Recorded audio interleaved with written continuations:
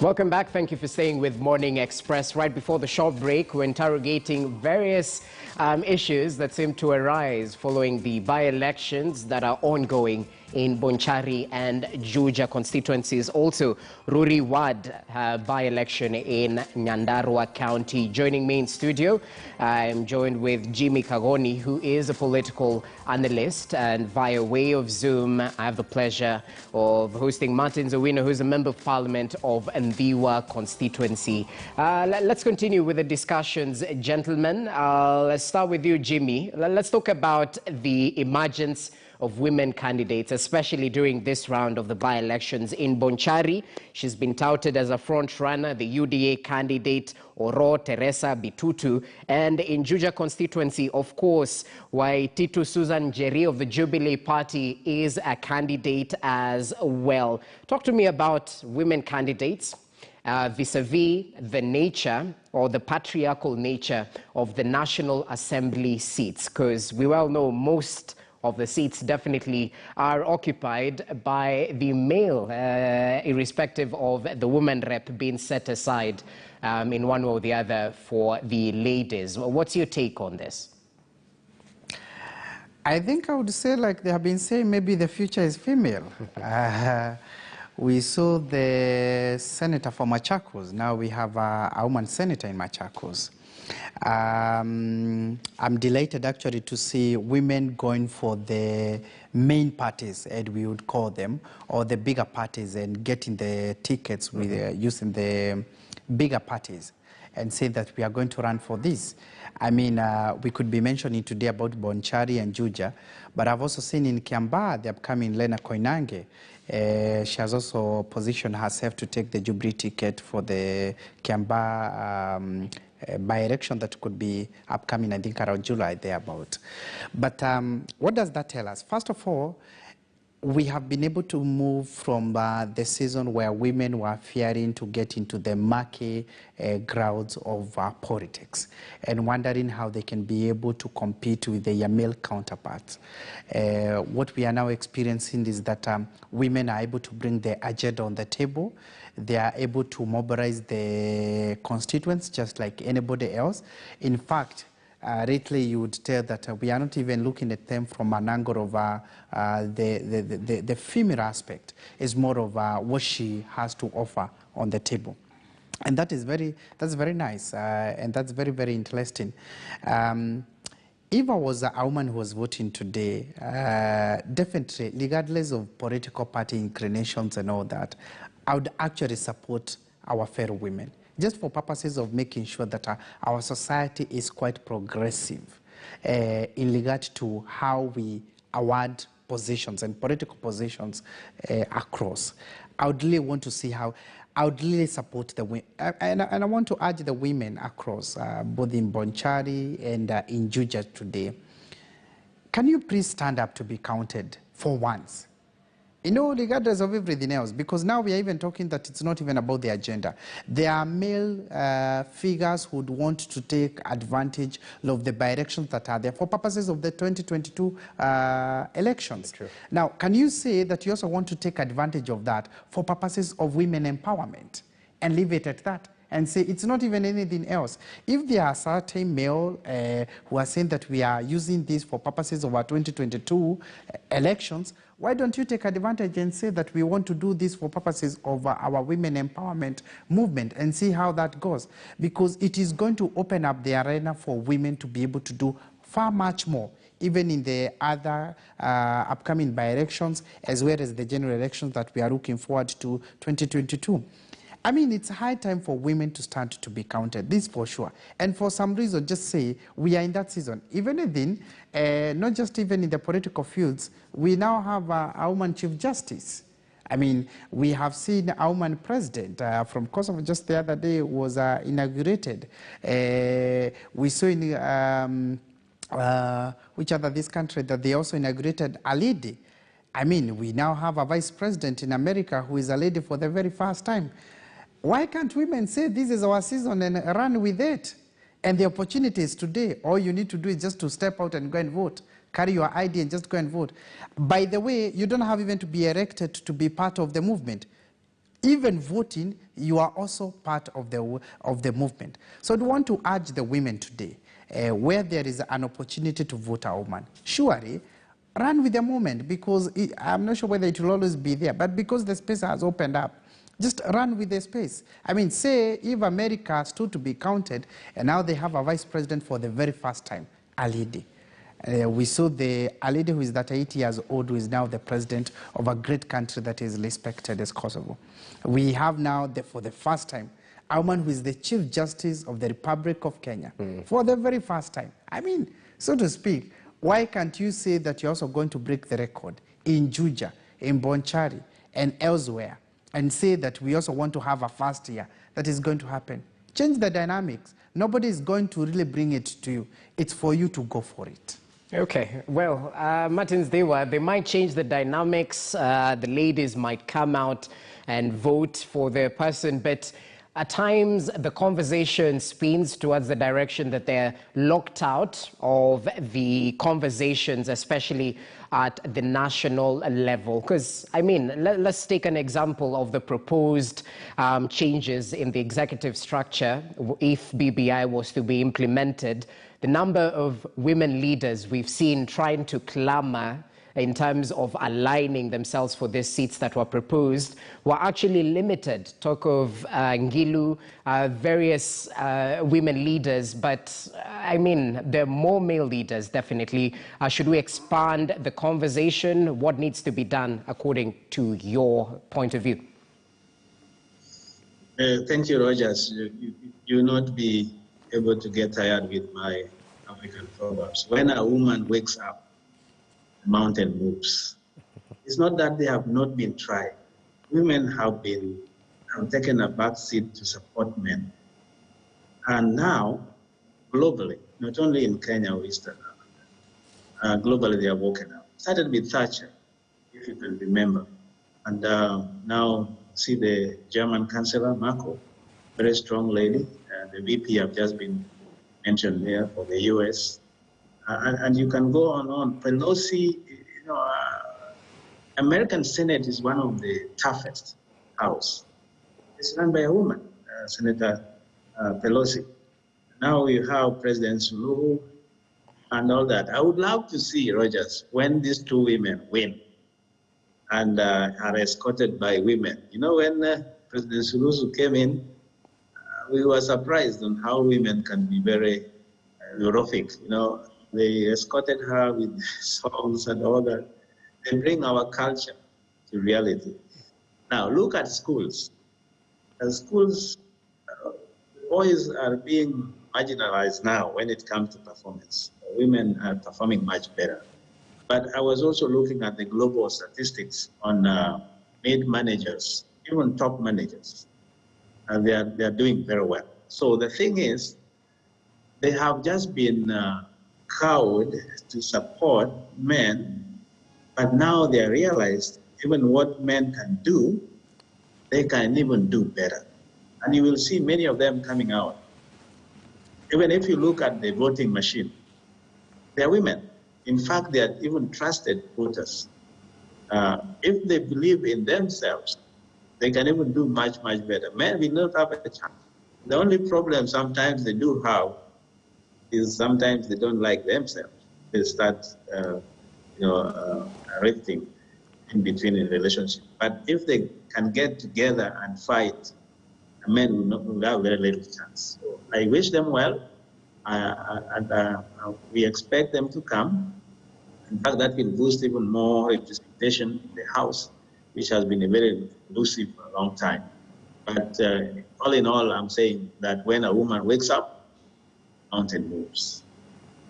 Okay, we're definitely not getting tired of those proverbs, Meshimiwa. As we conclude, gentlemen, let's speak of the impact this particular by-elections might have coming this close to the 2022 general election. I'd like to interrogate the space, especially in Juja. I'll start with you right here in studio. The space for Juja constituency. When you talk about Jubilee fronting their candidate, of course, UDA pulled out from fronting a candidate. PEP What say you about the impact this particular bout of by-elections might have, not just to Kiambaa, which is slated for July this year, but crossing over to 2022, this being the president's backyard, as it's commonly referred to? If I got you clearly, is what are the dynamics that are going to be shaped by the by-election come 2022? Just to give the context, like you have said, of Juja, the truth of the matter is that if Moses Kuria was to take the seat today, definitely he is now going to have an easy time headed to Kiambaa, and beyond there, that is to say that his party is going to be quite something in 2022, even fronting for certain positions. Nevertheless, I am not sure whether the president want to come to that level and compete at levels of Moses Kuria and see who can be able to deliver what. The president seems to be literally not interested in that regard. I know there are people who are around him who are really interested to defend him because from the way also the opponents are shaping it, they want to make it look like this is against him, like there is basically what he can be able to do. But you'll bear me witness that we haven't seen the president anywhere in the recent by-election expressing his wish or even supporting directly any of the candidates, even those ones who are using the who are running through the Jubilee party. We haven't seen anything close to that. But of course, by the virtue that you will see elsewhere where the deputy president is using the UDA, so there has been the perception that this could actually be a competition between now the president and the deputy president, or elsewhere that you see is actually a competition between our opponents against, like everybody groups together against maybe the handshake, depending on what function that you are operating from. Now, whether this is really going to be the defining moment, I don't think so. But possibly what I think is that it's going to be a build-up to a momentum, or rather to a perception that is growing, that we are going to have an alternative from Jubilee. Because, for instance, like in Juja, why UDA decided not to really have a candidate there, I want to believe is because they thought that literally now this is really coming closer to the president himself, and they could be opening a battle they are not really interested in, or rather they do not want to go that direction. However, I feel like the Jubilee people still feel UDA might be having another hand using PP, the PEP candidate, or using any other candidate who could be around there.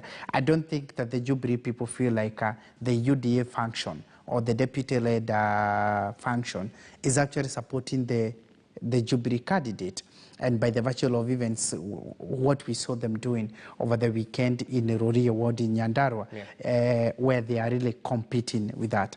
And this is coming after the developments that were explained by the vice chairman of the party, when he said that now going forward, them and UDA, they have gone separate ways. In fact, it's just the other day that there was a discussion that those members of Jubilee who are supporting UDA could actually be expelled from the party, or even the party might decide even to take disciplinary action against them because they feel like you are supporting other party, and the pact that they had, the pre-pact that they had, is no longer there, and therefore you cannot really say that that is the basis of why you are supporting the other side. So from where I sit, the truth of the matter is that there seems to be new alternatives that are coming out. They might not be gaining the momentum as they thought, so to speak. We have already proved that from the achievements of UDA, which they realize it's not exactly what they thought. They have gone on the ground. They have been able to scoop just one position so far. They are hoping that maybe today they are going to scoop another one, which is purely now an MCA seat. And the national politics, that one is not really perceived to be quite anything. I want to believe maybe at some point they have had a thought whether they would have supported the independent candidates who are associated with them, like we saw in Mswambweni, so to speak, because Mswambweni was actually an independent candidate. And by the way, you remember ODM later even claimed him and said, by the way, this was actually our candidate in the previous general election. So therefore, you just took somebody we established very well and you came and associated yourself with him. So these small parties, they could be creating alternative. But whether they are still able to compete at a national level is another thing altogether. That is going to be a big headache, and that's a reality. That is a reality that need to face the PEP, the UDA, and the others. That I don't think in any way they should feel like they are now at the level of ODM, Jubilee, and others. I mean, they haven't been able to scoop that much, although the public display that they are selling out there is like now it is head-to-head, ODM to UDA, UDA to Jubilee. It's like head-to-head, which I don't think they have really got into that. I still feel like they need to pray to within their league of small parties. Maybe once they compete there and they are able to succeed, now they can graduate and mature up, now come to these other levels. And I guess that's why the momentum. You know, just to maybe finish up as this. you conclude, yeah. They are just strategic because, you know, when you are a small man and you wage war to a big man, you also earn some bugger points because you dared a bigger man. I feel like that is basically what they are trying to do. Whether they succeed about that, we shall see tonight. I guess that's why they say politics and perception go hand in hand. Martins, your final take on this. Perhaps you could focus on Bonchari as well, because this is Gusii region is well known. At times they definitely go with small parties and floor these big parties, leaving them high and dry, and the impact of the caveat on political gatherings. Speak to us about the importance of foot soldiers, especially when this new way of campaigning, the door-to-door method, takes root. What say you about this? Right, actually that is the most effective strategy, and I'm happy ODM invoked it. Going door to door, it's personalize yourself with the people, with the voters. The much you do it, the better. Become known to them. And to me, I feel pretty good about Bonchari. I know we will pull it through. What I want to say is that they let the security personnel keep out. Let them not intimidate. Let people vote their conscience. Rogers, voters are very wise. When it comes to making an important decision, you will see what will come even out of Juja. Because for example, we do know PEP is an extension of UDA. But to me, it's a bubble. Just need a needle to deflate it. And that is what will happen. Once they are defeated tomorrow, they will go back to the shells. And for this candidate, George, there's something you said there, which is very important. And as you say, politics is perception. If you had opted or hinted in any way that you want to buy for an MC, and then you turn around and now you're championing UDA through PEP, people know that. You bring money, they will take it. But when they go to the polls, they will vote their conscience. And that is what is going to happen to this guy. My co-presenter there was very right. Some many factors are different, very different. It's not like this one in Juja, or quite different, because that one was an ODM person, was just angered because his nomination, and then went independent. It's quite different. But I can't foresee, Rogers, I can't foresee a situation where Moses Kuria will be escorting Honorable George, the speaker, at the humiliation of the president. That one, Georgia people will not allow. So I feel good. Maybe we will review this in another show when my prediction comes true that those two women will come to the assembly and will be escorted to the speaker with jubilation. It plays out. Allow me to give you a proverb this time round. An old man seated can see farther than a young man standing. So let's see if you can actually see farther. Many thanks, Martin Zowino, Member of Parliament for Ndiwa constituency. We'll definitely continue highlighting the developments happening at the Bonchari, Juja and Ruriwad by-elections right here on KTN News. In studio, I was joined by Jimmy Kagoni, who is a political analyst. We appreciate your input right here. Let's see how it plays out. Allow us to take a short break, but when we come back, in the spirit of keeping you up to speed with the latest developments happening in the by-election, we'll be joined by Ibrahim Karanja, who is currently in Nyandarua County, specifically Rori Ward, taking a look at the developments happening even as the voters go to the ballot to pick their representative in the county assembly. Remember, this following the death of the previous MCA, Mboro Githinji, who died on January 11th, around there. So do stay with us. We'll be back with that update and much more.